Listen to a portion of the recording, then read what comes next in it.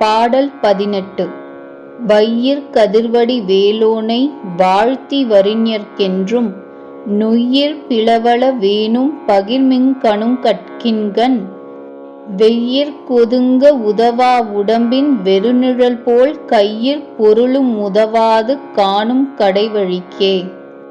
பதவுரை: உங்களுக்கு இவ்விடத்து வெய்யிலுக்கு ஒதுங்கி நிற்க உதவாத இந்த யாக்கையின் பயனற்ற நிழலைப் போல மரண காலத்தில் ஆன்மா புறப்பட்டுச் செல்லும் இறுதி வழிக்கு உங்கள் கையிலுள்ள பொருளும் துணை செய்ய மாட்டாது என்றதை உணர்ந்து கொள்ளுங்கள்.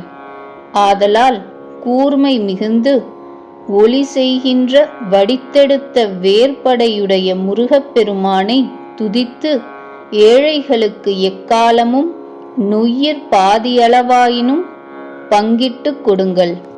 விரிவுரை: வேல் என்பது ஞானம். ஞானம் கூர்மையுடையது ஆகும். இதனை புலப்படுத்தவே நம் பரமாச்சாரியராகிய மாணிக்க வாசகர் கூர்த்த மெய்ஞானத்தால் கொண்டுணர் வார்த்தங் கருத்தில் நோக்கரிய நோக்கே நுணுக்கரிய நுண்ணுணர்வே என்பார் ஆயினர். அன்றியும் ஞானம் ஒளிர்வது ஆகும். அறியாமையாகிய இருளை நீக்கும் தன்மையுடையதாம். இதனை உணர்த்தவே சுவாமிகள் வையிற் கதிர் என்று வேலை சிறப்பித்தார். அன்றியும் வடிவேல் என்றது ஏனைய வேல்போல் உலைக்களத்தில் காய்ச்சி வடித்தது அன்று. பாச ஞான பசு ஞானங்களினின்றும் வடித்தெடுத்த பதிஞானம் என்பதனை புலப்படுத்துகிறது.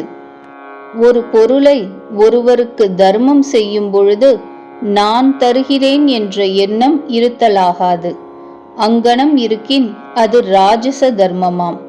அங்கனம் இன்றி சத்வ குணத்துடன் தர்மம் செய்யினும் அத்தர்மத்தினால் வரும் புண்ணியத்தை அனுபவிக்க மீண்டும் பிறக்கவே நேர்கிறது.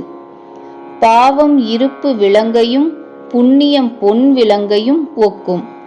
ஆதலால் தர்மம் செய்யும் பொழுது இப்பொருள் குமரக்கடவுள் கொடுத்தது என்றும் அவனுடைய பொருளை அவனடியார்க்குத் தருகிறேன் என்றும் எண்ணி கொடுத்து தர்மத்தால் வரும் புண்ணியத்தையும் குகார்ப்பணம் செய்தல் வேண்டும்.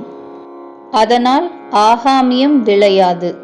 அதன் பயனாக இருவினையொப்பும் மல பரிபாகம் உண்டாகும். அதனால் அறம் செய்யும் பொழுது வேலோனை வாழ்த்துமாறு உபதேசித்தார். தர்மம் ஏழைகட்கே செய்தல் வேண்டும். அது எப்பொழுதும் செய்ய வேண்டும். ஏழைகட்கு ஈவதையே ஈகை என்றார் ஆசிரியர் திருவள்ளுவர். வறியார் கொன்றீவதே ஈகை மற்றெல்லாம் குறியெதிர்ப்பை நீரத் துடைத்து. பொருளுடையார்க்கு ஈவது ஈகையாகாது. ஆதலால் வறியோர்க்கு இயன்றவரை எந்நாளும் தர்மம் செய்ய வேண்டும். தர்மம் செய்வதற்கு இயல்பில்லாதவர்கள் இயன்றவரை நுய்யிற் பாதியளவாயினும் ஏழைகட்கு பகிர்ந்து கொடுத்தல் வேண்டும். நற்சிந்தையும் நற்சொல்லும் நற்செயலும் என்ற மூவகைப்பட்ட அறத்தை முறையே மனத்தாலும் வாக்காலும் காயத்தாலும் இயலும் திறத்தான் ஓவாது செய்தல் வேண்டும். ஒல்லும் வகையான் அரைத்தினை யோவாதே செல்லும் வாயெல்லாம் செயல். இது திருக்குறள் வாக்கு. இக்கருத்தையே சுவாமிகள் திருச்செந்தூர் திருப்புகழிலும் தெரிவிக்குமாறு காண்க. எனது பொருளெனும் மருளை இன்றி குன்றி பிளவளவு தினையளவு பங்கிட்டுண்கை கிளையமுது வசைதவிர இன்றைக் கன்றைக் கெனநாடா திடுகக் கடிது. நமக்கு மிகவும் உரித்தென்று கருதப்படுகிற உடம்பின் நிழல் வெய்யிற்கு ஒதுங்கத் தனக்கு உதவாதவாறு போல் நாம் அரிதிற்றேட்டிய கைப்பொருள் ஒன்றும் இறுதி நாளில் மரண யாத்திரை செல்லும் பொழுது உடன் வராது. நாம் செய்த அறத்தினாலேயே புண்ணியமே உடன் வந்து உதவும். எங்காயினும் வரும் ஏற்றவர் கிட்டது என்ற கந்தரலங்கார வாக்கையும் உண்ணுக. அன்றறிவாம் என்னான் தரம் செய்க மற்றது பொன்றுங்கால் பொன்றா துணை.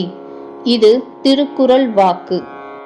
பொருளும் என்ற எச்ச உம்மையால் மனைவி மைந்தர் மாடு வீடு முதலியவை யாவும் நம்முடன் மறுமைக்குத் தொடர்ந்து வாரா.